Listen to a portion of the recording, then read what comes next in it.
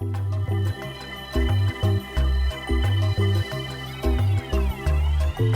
to Technik. Today we're going to talk a little bit about carton terminology. As the compact cartoning experts, we get a lot of inquiries from customers just taking their first steps into automation.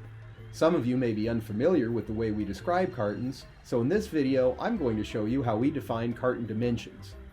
Here's a pretty standard folding carton as an example.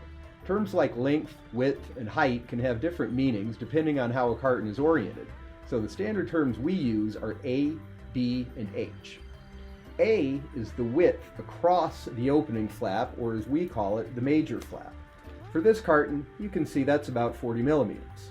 B is the length of the major flap, and on this carton, that's about 28 millimeters. H is the distance between the top and bottom major flaps, which you can see on this carton is about 140 millimeters. So, when you start looking into automating your cartons, the first thing to do is get those measurements, A, B, and H, for each of your carton sizes. In the next video, we'll talk about some common carton features and closure styles. But when you're ready to look at your carton packaging, give us a call here at Technik, and we'll show you how we use our expertise to create the perfect automation solution for your needs. Thanks, we'll see you next time.